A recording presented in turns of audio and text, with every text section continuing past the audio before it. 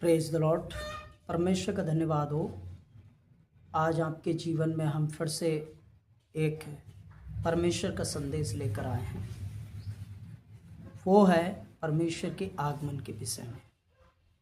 आप सभी लोग परमेश्वर के वचन को ध्यान से सुनिए। रैप्चर के विषय में, मसीह के आगमन के विषय में, गुप्त आगमन के विषय में लिखा है, हम सब नहीं सोएंगे परंतु सब बदल जाएंगे। पहला कुरिन्थियों 15 अध्याय उसका 51 और 52वें वचन में लिखा हुआ है, हम सब नहीं सोएंगे परंतु सब बदल जाएंगे।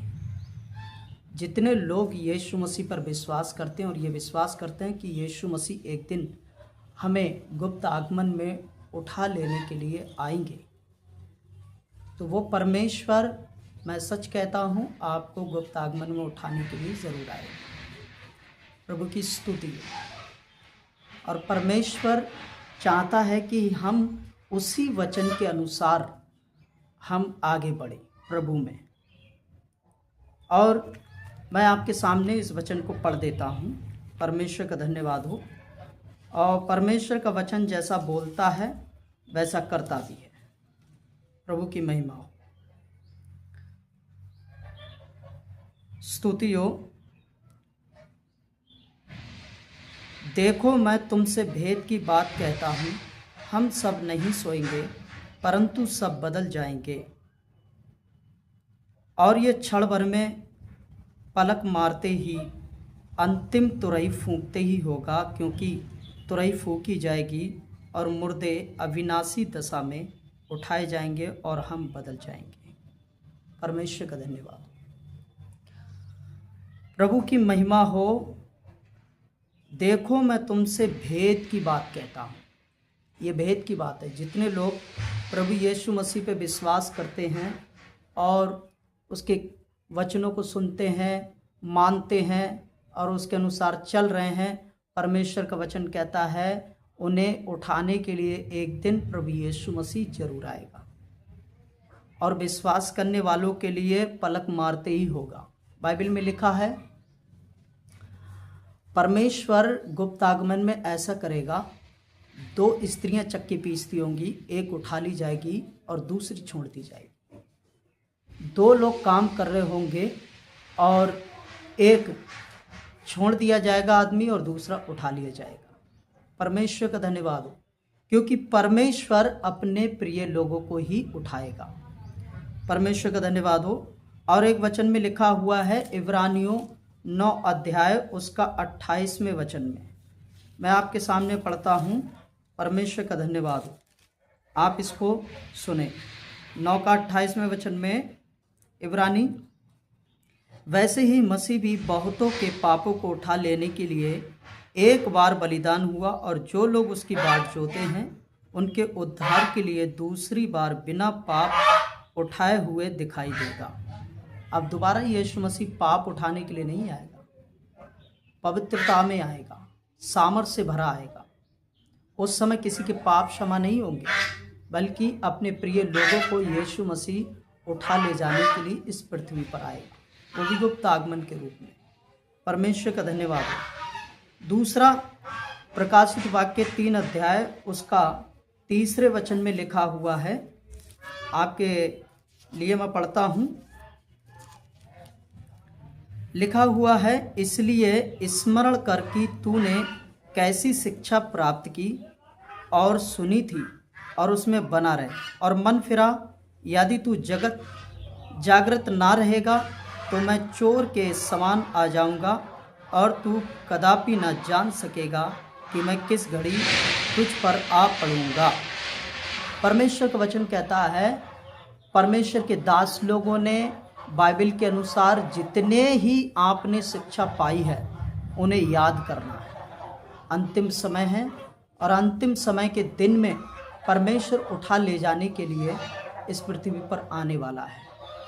इसलिए मेरे प्रिय लोगों, आप लोग परमेश्वर के वचन के अनुसार जो पढ़ा है, लिखा है, प्रार्थना कर रहे हैं, संगति में जा रहे हैं, उद्धार पाया है, मन फिराया है, पापों से पश्चाताप किया है और बुराई से अपने मन को फिरा लिया है और बार बार अब पाप नहीं कर रहे हैं, तो यीशु मसीह जो है आपको स्वर्ग में जरूर उठाएगा।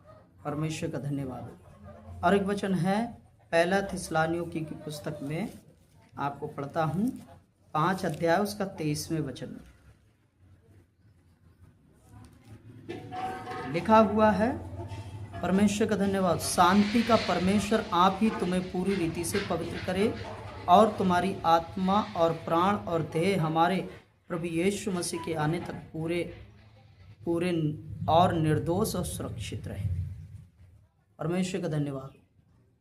प्रभु का वचन कहता है कोई किसी को पवित्र नहीं कर सकता, केवल यीशु मसीह है जो मुझे और आपको पवित्र कर सकता है। यीशु मसीह आपको पवित्र करेगा। परमेश्वर का वचन कहता है तुम्हारी आत्मा को, तुम्हारी प्राण को, तुम्हारे देह को हमारे यीशु मसीह के आने तक पूरे निर्दोष रखेगा, सुरक्षित रखेगा, अगर हम परमेश्वर की संगति में और उसके वचन के अनुसार चलेंगे तो। मेरे प्रिय लोगों, आपने प्रभु यीशु मसीह पे विश्वास किया है, ये कोई साधारण बात नहीं है। आप अपने आप प्रभु यीशु मसीह के पास नहीं आए, परमेश्वर ने आपको चुना है। इसलिए मेरे प्रिय लोगों, परमेश्वर ने जब आपको चुन लिया है और आपको अपने मार्ग पर चलने की सलाह दे रहा है, तो मेरे प्रिय लोगों, आप उस वचन के अनुसार चलें, ताकि स्वर्ग में आगमन जब होगा, गुप्त आगमन, तब तक आप सुरक्षित रखें अपने आप को प्रार्थना में, वचन में, सामर्थ्य में, हर एक वचन में और परमेश्वर के कार्यों में अपने आप को हर कार्य में पवित्रता बनाए रखने के लिए अपने लिए कोशिश करते रहें। परमेश्वर का वचन कहता है जैसा मैं पवित्र हूँ वैसे तुम भी पवित्र बनो। अब परमेश्वर पवित्र है तो हमें भी पवित्र बनना है, और परमेश्वर का वचन जाहिर है यही कहता है, क्योंकि परमेश्वर की संतान पवित्र है। जो परमेश्वर से जन्मा है वो पवित्र है, और जो लोग उद्धार नहीं पाए हैं, मन फिराना नहीं अभी तक उन्होंने किया है, अपना मन फिराएं और उद्धार पाएं, बपतिस्मा लें, ताकि परमेश्वर आपको बहुत ऐसे आशीष दे सके। प्रभु का धन्यवाद हो। और एक वचन है मत्ती रचित सुसमाचार 24 का 24वें वचन में और 26वें वचन में ये परमेश्वर का वचन कहता है, आपको पढ़ के सुनाता हूँ। 24 का 24वें वचन में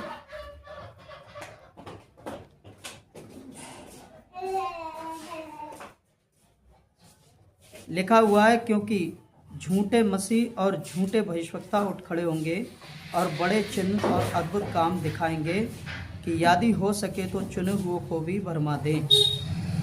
देखो मैं पहले से तुमसे ये सब कुछ कह दिया है। परमेश्वर का धन्यवाद। चुने हुए लोग तक भरमा दिए जाएंगे, परमेश्वर का वचन कहता है। प्रभु की स्तुति हो। और परमेश्वर का वचन यही कहता है, चुने हुए भरमाए ना जाएं, पाप में, भोग विलास में और शैतान के बंधन में ना पड़ जाए। इसलिए परमेश्वर ने पहले से ही ये सारी बातें हमें बता दी। आगमन जो गुप्त है उसके विषय में मैंने आपको बता दिया। दूसरा आगमन है कटनी का आगमन। नंबर 1 गुप्त आगमन। अब नंबर 2 कटनी का आगमन। क्लेश के समय शहीदों को ले जाने के लिए बादल में यीशु मसीह प्रकट होगा। परमेश्वर की महिमा हो। 24 अध्याय का 30 वचन मत्ती रचित सुसमाचार आप देख सकते हैं, लिखा हुआ है, परमेश्वर की स्तुति हो। तब मनुष्य के पुत्र का चिन्ह आकाश में दिखाई देगा, और तब पृथ्वी के सब कुलों के लोग छाती पीटेंगे और मनुष्य के पुत्र को बड़ी सामर्थ और ऐश्वर्य के साथ आकाश के बादलों पर आते देखेंगे। परमेश्वर का धन्यवाद। यीशु मसीह जो है बादलों में दिखाई देगा, ये चिन्ह है कटनी का आगमन। और परमेश्वर का वचन कहता है जब वो दिखाई देगा तो उस समय उन लोगों को, कटनी के आगमन का, जो परमेश्वर में मजबूत हैं, पवित्र हैं, सामर्थी हैं और प्रभु के पीछे चलने से थके नहीं, बल्कि बाट जो रहे हैं कि यीशु मसीह कब हमें लेने के लिए आएगा। तो ऐसे लोगों को कटनी के समय में भी यीशु मसीह उठा लेगा। जो प्रभु यीशु मसीह के लिए क्रूस पर चढ़ाए गए, आरे से चिरवाए गए और जेल खाने में डाले गए और तेजाब में डुबोकर मार दिए गए, विश्वासी हो या पास्टर, और बहुत से लोगों ने यीशु मसीह के लिए अपना घर परिवार छोड़ दिया। ऐसे लोगों के लिए प्रभु यीशु मसीह लेने के लिए आएगा। जिन लोगों ने पाप करना छोड़ दिया, यीशु मसीह के लिए गाली गलौज करना छोड़ दिया, बुराई करना छोड़ दिया, बुरी संगति करना छोड़ दिया, हर प्रकार का नशा छोड़ दिया, ऐसे लोगों को यीशु मसीह लेने के लिए आएगा। परमेश्वर का धन्यवाद हो। और एक वचन में लिखा हुआ है, प्रकाशित वाक्य की पुस्तक में 14 अध्याय का 14 वचन आपके सामने मैं पढ़ता हूँ। लिखा है, मैंने दृष्टि की और देखो एक उजला बादल है और उस बादल पर मनुष्य के पुत्र सरी का कोई बैठा है, जिसके सिर पर सोने का मुकुट और हाथ में चोखा हंसुआ है।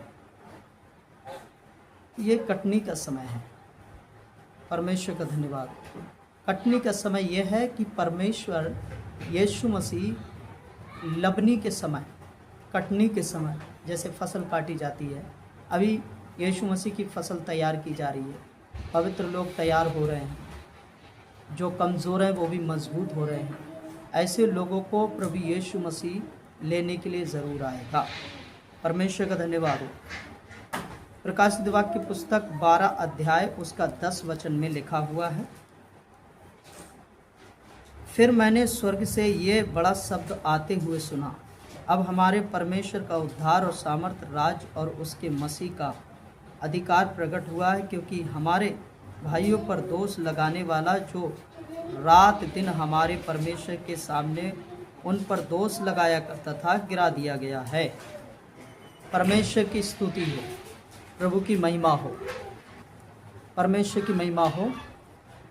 और इसी का 17वें वचन में लिखा हुआ है, तब अजगर जो स्त्री पर क्रोधित हुआ और उसकी शेष संतान से जो परमेश्वर की आज्ञाओं को मानते और यीशु की गवाही देने पर स्थिर हैं, लड़ने को गया और वह समुद्र के बालू पर जा खड़ा हुआ।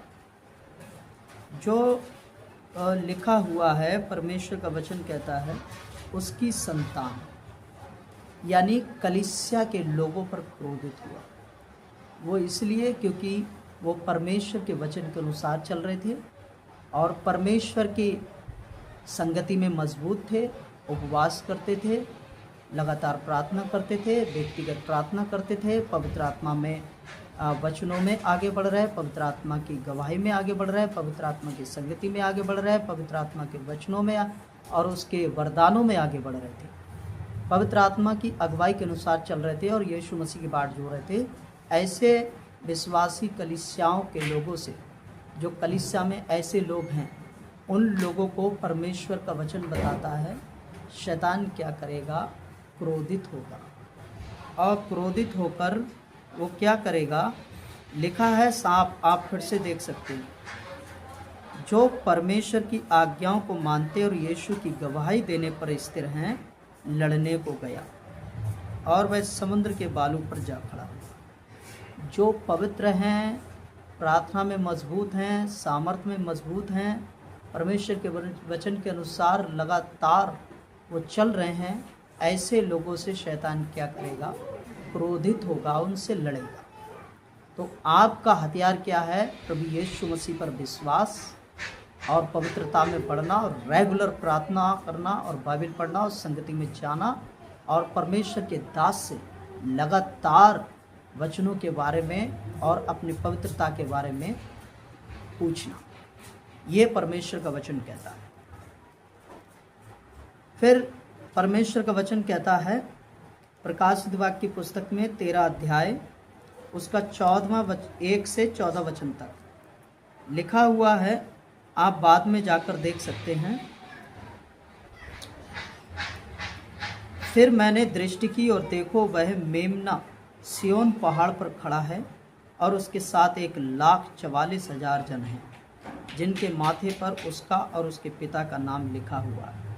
और स्वर्ग से मुझे एक ऐसा शब्द सुनाई दिया जो जल को बहुत धाराओं और बड़े गर्जन का शब्द था। और जो शब्द मैंने सुना वह ऐसा था मानो बीड़ा बजाने वाले बीड़ा बजा रहे हों। वे सिंहासन के सामने और चारों प्राचीनों के सामने एक नया गीत गा रहे थे। उन 1,44,000 जनों को छोड़ जो पृथ्वी पर से मोल लिए गए थे, कोई वह गीत ना सीख सकता था। परमेश्वर का धन्यवाद, प्रभु की महिमा हो। आगे आप लोग ध्यान दीजिए, पढ़कर देख लीजिएगा। परमेश्वर की स्तुति हो। और परमेश्वर चाहता है कि हम सब ये सब करते रहें। प्रभु आपको आशीष दे। हमारे चैनल को सब्सक्राइब करें, शेयर करें, लाइक करें, कमेंट करें और परमेश्वर की महिमा करें। आपको आशीष दे। आमीन।